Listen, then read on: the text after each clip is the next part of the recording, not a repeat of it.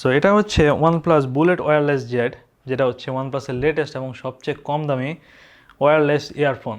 So আমার মতে দাম অনুযায়ী এটা হচ্ছে সেরা ওয়্যারলেস ইয়ারফোন, এবং সেটা হচ্ছে কেন আমরা হচ্ছে আজকে তা নিয়ে আলোচনা করব। তার আগে বলা যায় এটা সেট আপটা আমার কাছে কিঞ্চিত উইয়ার্ড লাগে। এই তারওয়ালা সেট আপটা আর কি। আমার কাছে কখনোই এই টাইপের হেডফোন ভালো লাগে না, যেগুলো হচ্ছে যে দুইটা ইয়ারবাডস হচ্ছে তার দিয়ে কানেক্ট থাকবে, তারপর হচ্ছে আপনার গলায় ঝুলে থাকবে। সো এই জন্য হচ্ছে আমি তারওয়ালা হেডফোন থেকে ডাইরেক্ট হচ্ছে ট্রু ওয়্যারলেস ইয়ারবাডসে চলে গেছিলাম, যেগুলো হচ্ছে পুরোপুরি ডিসকানেক্টেড, যাতে হচ্ছে কোনো তারের গ্যাঞ্জাম না থাকে। কিন্তু এই টাইপের সেট আমি প্রথমবার ইউজ করার পর আমার মনে হচ্ছে এটা খুবই প্র্যাকটিক্যাল এবং হচ্ছে খুবই ইউজফুল সেট আপ।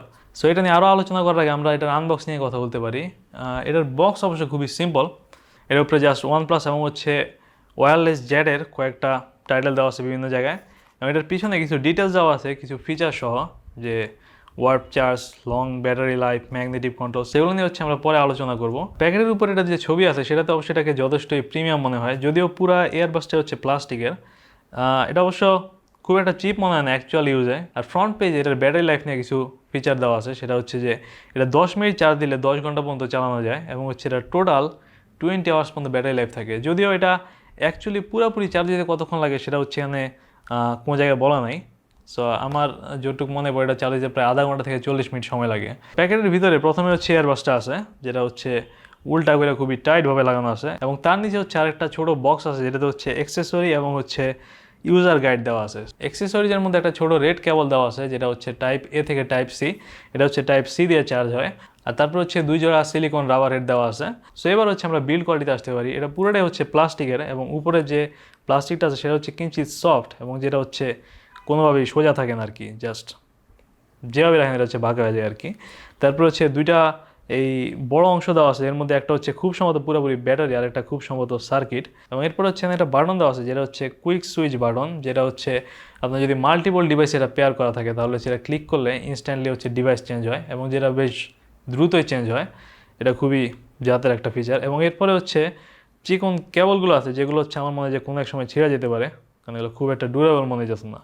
অ্যাটলিস্ট উপরেরটা খুবই শক্ত আর মোটাসোটা আর কি, নিচেরটা খুবই সিম্পল। আর তার নিচে হচ্ছে একটা কন্ট্রোলার দেওয়া আছে, এটাতে হচ্ছে একটা মাইক্রোফোন আর 3টা বাটন দেওয়া আছে। এর মধ্যে হচ্ছে ভলিউম বাটন আর হচ্ছে একটা মিডল বাটন, যেটা হচ্ছে কল অ্যান্সারিংয়ের জন্য বা হচ্ছে মিউজিক প্লে পজের জন্য লাগে। সো এরপরে হচ্ছে ইয়ারবাডসগুলো, যেগুলো হচ্ছে কিছুটা কার্ভ শেপ, যেগুলো হচ্ছে কোনাকুনি আপনার কানে ঢুকে যায়। এবং আমি একটা খুবই জেনারেল একটা টিপস দিতেছি সবাইকে, যেটা হচ্ছে যে আপনার যদি এমন হয় যে আপনার কোনো হেডফোনই হচ্ছে আপনার কানে লাগে না, এই ছোটো যে হেডফোনগুলো আছে, তো আপনি চেষ্টা করবেন যে এইরকম কার্ভগুলো কিনতে। কারণ আমি চেক করে দেখছি যে আমার কানে হচ্ছে কোনো হেডফোন লাগতো না, দিলে হচ্ছে পড়ে যেত আর কি। তো এই কার্ভগুলো হচ্ছে ঠিকই কানে লেগে থাকে। সো আপনার যদি এমন হয় আপনি এই কার্ভ হেডফোনগুলো চেক করতে পারেন। এখন হচ্ছে প্রচুর এরকম কার্ভ হেডফোন পাওয়া যায়, যেগুলো হচ্ছে কিছুটা বাঁকাভাবে থাকে আর কি কানের ভিতরে। সো যেটা বলতেছিলাম সেটা হচ্ছে যে এই এয়ারবাডসগুলোতে ম্যাগনেটিক কন্ট্রোল আছে, যেটা হচ্ছে এটার একটা বড় ফিচারের অংশ।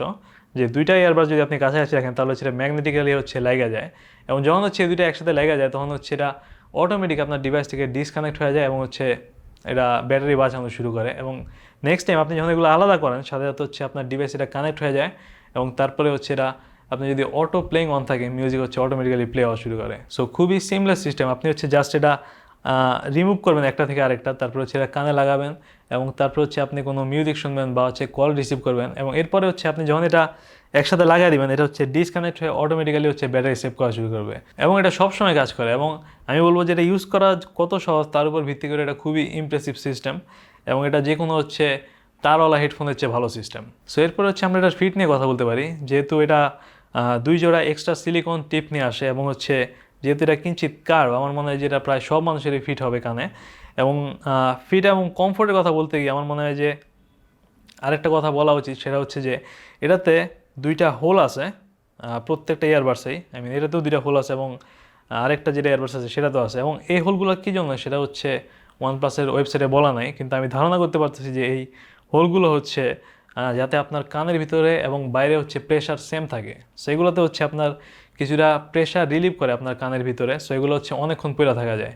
যদিও আমি এটা পুরোপুরি শিওর না, কিন্তু এটা হচ্ছে আমার ধারণা, কারণ আমি আমার যে ওয়্যার্ড হেডফোন আছে, যে তারওয়ালা হেডফোন আছে, সো এটা হচ্ছে আমি বেশিক্ষণ পরে থাকতে পারি না। এটা যদি আমি 1 ঘন্টা পরে আমার মনে হয় যে কানে খুবই একটা প্রেশার হয়ে যেতেছে এবং খুবই একটা চাপ মনে হয়, যেটা হচ্ছে এই হেডফোনগুলো পরলে হয় না। সো আমার ধারণা হচ্ছে এটা এই হোলগুলোর জন্যই আর কি। সো এই টাইপের হোল বা ভেন্ট গ্যালাক্সি বাডস লাইভেও আছে, তারপরে হচ্ছে অ্যাপলের এয়ারবাডসও আছে। সো এই ভেন্ট এবং হচ্ছে এই কার্ভ ডিজাইনের জন্য আমার মনে হয় যে এটা এখন পর্যন্ত আমার ইউজ করা সবচেয়ে কমফোর্টেবল এয়ারবাডস। সো এরপর হচ্ছে আমরা এটা সাউন্ড কোয়ালিটি নিয়ে কথা বলতে পারি, যেহেতু হচ্ছে এটা একটা এয়ারবাডস। সো এটা সাউন্ড কোয়ালিটি কেমন সেটা নিয়ে কথা বলার জন্য আমরা একটা এক্সাম্পল দিয়ে শুরু করতে পারি। এটা হচ্ছে স্যামসাংয়ের গ্যালাক্সি বাডস লাইভ, যেটার দাম হচ্ছে বুলেট ওয়্যারলেস, যেটা হচ্ছে প্রায় 4 গুণ কি 5 গুণ বেশি, এবং যেটা সাউন্ড কোয়ালিটি অ্যাপলের এয়ারপডস প্রো এর চেয়ে ভালো, এবং এটার চেয়েও 2 গুণ সাউন্ড কোয়ালিটি ভালো হচ্ছে বুলেট ওয়্যারলেস জেডের, যেটা হচ্ছে আমার হিসাবে আর কি। এর কারণ হচ্ছে স্যামসাং এটা হচ্ছে ওপেন ব্যাক হেডফোন, সো আপনি হচ্ছে প্রচুর নয়েজ শুনতে পারবেন আশেপাশে, এবং এটা হচ্ছে যেহেতু সিল্ড, সো এটাতে হচ্ছে প্রচুর ক্লিয়ারলি সাউন্ড শোনা যায় এবং হচ্ছে আরও পাওয়ারফুল বেস পাওয়া যায়। সো আমার অ্যাকচুয়ালি এই টাইপের ইয়ারফোন কেনার কোনো প্ল্যান ছিল না, কারণ এগুলো যেহেতু কানে একটা প্রেশার ক্রিয়েট করে আমার, এবং এই জন্য হচ্ছে আমি স্যামসাংয়ের এই ট্রু ওয়্যারলেস ইয়ারবাডটা কিনছিলাম, কারণ হচ্ছে যাতে আমি ব্যাকগ্রাউন্ড সাউন্ড শুনতে পারি এবং কানের ভিতরে হচ্ছে আমার প্রেশার সেম থাকে। কিন্তু এই ইয়ারফোন কেনার পরে আমার মনে হচ্ছে যে এটা কিনাটা পুরাপুরি একটা ফাউল প্ল্যান ছিল আর কি, কারণ এটার দাম প্রচুর বেশি এবং তার চেয়ে হচ্ছে এটার সাউন্ড এবং কমফোর্ট আমি অনেক বেশি পছন্দ করি। সো ওভারঅল আমি মনে করি যে গ্যালাক্সি ইয়ারবাডস লাইভের তুলনায় এটা হচ্ছে বেটার বাই আর কি। আপনি এটা কিনে বেশি স্যাটিসফাইড হবেন ওইটার চেয়ে, যদি এটার দাম হচ্ছে অনেক বেশি। সো আমরা হচ্ছে এবারের কিছু নেগেটিভ জিনিস নিয়ে কথা বলতে পারি। তার মধ্যে হচ্ছে আমার কাছে মনে হচ্ছে যে এটার একটা অ্যাপ থাকা দরকার ছিল, যেহেতু এটা OnePlus-এর। সো OnePlus ফোনে এটার একটা স্পেশাল মোড আছে, যেটা হচ্ছে এটা সাউন্ড কোয়ালিটি কিছুটা এনহান্স করে এবং এটা সাউন্ড কোয়ালিটি কিছুটা সারাউন্ড করে আর কি, যেটা হচ্ছে শুনতে বেশ ভালো লাগে। কিন্তু আমি অবশ্য OnePlus ফোন ছাড়া আর কোনো ফোনে এখন পর্যন্ত টেস্ট করি নাই, কারণ আমার কাছে এখন যে 2টা ফোন আছে 2টাই হচ্ছে OnePlus-এর। সো বাকি ফোনে আমার মনে হয় যে এই অপশন থাকবে, এবং সেক্ষেত্রে হচ্ছে একটা অ্যাপ যদি থাকতো তাহলে হচ্ছে এটাতে ডাইরেক্ট সেটিং বা হচ্ছে ইকি হচ্ছে সেট আপ করা যেত, যেগুলো হচ্ছে বা এক এক ফোন থেকে হচ্ছে কাস্টমাইজ করা যেত, যেটা হচ্ছে এখন করা যায় না।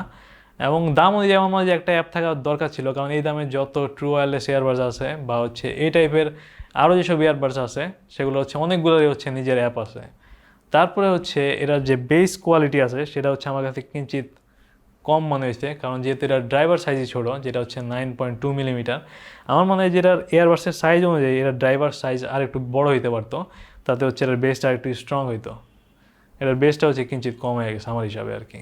সো এখন হচ্ছে আমরা এটার দাম নিয়ে কথা বলতে পারি, যেহেতু আমি বলতেছি এটার দামের মধ্যে সেরা ওয়্যারলেস ইয়ারফোন, এবং এটার দাম বর্তমানে বাংলাদেশে প্রায় 3500 টাকার মতো, এবং এই দামে বা এর কাছাকাছি দামে আরও কিছু ইয়ারফোন আছে, যেমন হচ্ছে স্কাল ক্যান্ডি মেথড, তারপর হচ্ছে হুয়াওই ফ্রিলেস, জেব্রা এলিট 45E।